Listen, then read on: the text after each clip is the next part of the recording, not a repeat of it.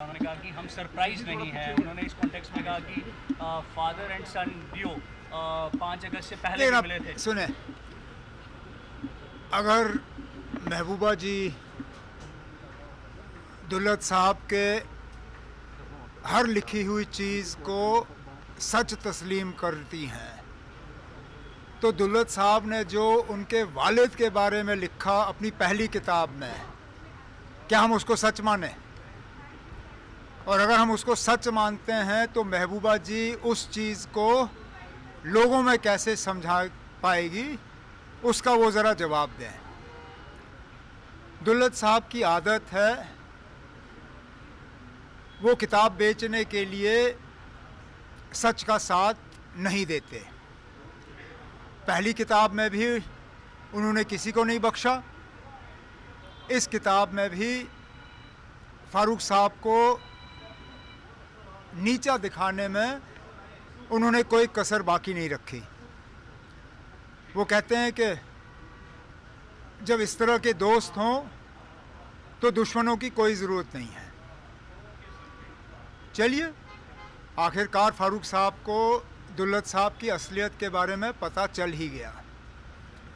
अब दुल्लत साहब को इस गलत फहमी में नहीं रहना चाहिए कि कल जब किताब रिलीज़ होगी तो फारूक साहब उनके साथ वहाँ खड़े होंगे, क्योंकि इस झूठ का साथ जो है फारूक साहब नहीं देंगे। दूसरा क्वेश्चन ये है कि वक़्फ़ अमेंडमेंट को लेकर जिस तरह से सुप्रीम कोर्ट में कल हियरिंग हुई है और अब नेक्स्ट हियरिंग पे, तो व्हाट डू यू से? नहीं, अच्छी बात है।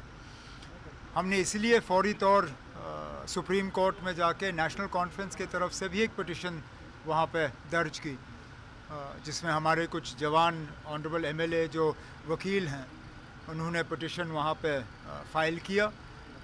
सुप्रीम कोर्ट ने कुछ सख्त सवाल पूछे और मैं अपनी जगह मानता हूँ कि सबसे अहम सवाल उनका ये था कि अगर वक्फ के मामलों में आप गैर मुसलमानों को शामिल कर रहे हो तो क्या हिंदुओं के मामलों में आप मुसलमानों को शामिल करोगे? और हुकूमत को इस चीज़ का जवाब देना ही होगा। अब फ़िलहाल तो सवाल जवाब का सिलसिला चल रहा है, लेकिन हम उम्मीद करेंगे कि जब सुप्रीम कोर्ट का फ़ैसला आएगा तो जिन चीज़ों को लेके मुस्लिम समाज में वक्फ बिल को लेके कुछ परेशानियां हैं, उन परेशानियों का हल होगा। बंगाल में हिंसा चल रही है, इस मामले को नहीं चलनी चाहिए, हमें सब्र से काम लेना चाहिए। हिंसा से हम उन्हीं लोगों के हाथ में खेल रहे हैं जिन्होंने इस बिल को लाके इस कौम को, इस मुल्क को अलग करने की कोशिश की। हमें इसका मुकाबला सड़कों पे नहीं, बल्कि जो रास्ता इख्तियार किया गया है अदालत का, हमें फ़िलहाल अदालत पे भरोसा करना चाहिए। सड़कों पे आके इस बिल को फ़िलहाल हम तब्दील नहीं कर सकेंगे। सर, कश्मीर को लेकर 2 स्टेटमेंट्स आई हैं। सबसे पहली कल जो है पाकिस्तान आर्मी चीफ ने कहा कि कश्मीर इशू हमारे लिए जुगुलर वीन है and we can not leave it. तो कौन सी नई बात है ना? आप ऐसे सवाल पूछ रहे हो जैसे ये पाकिस्तान के चीफ ने पहली बार कहा हो। ये तो रट लगाते हैं इन चीज़ों का, जब बात करते हैं तो यही बात करते हैं, ये कोई नई बात नहीं है ना।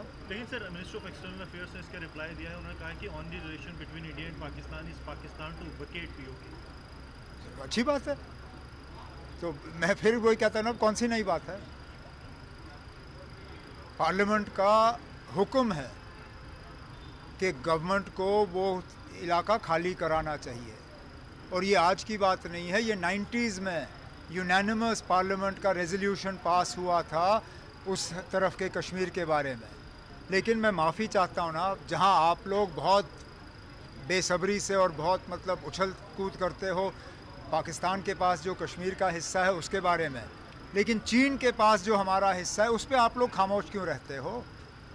आखिरकार जम्मू कश्मीर का जो नक्शा हमारे किताबों में है उसका एक हिस्सा पाकिस्तान के पास है, लेकिन क्या एक हिस्सा उसका चीन के पास नहीं है? तो मेहरबानी करके जब आप पाकिस्तान के हिस्से के कश्मीर पे उछल कूद करते हो, तो अब फ़िलहाल जो लद्दाख का हिस्सा चीन के पास है उस पर भी थोड़ा उछल कूद करिए।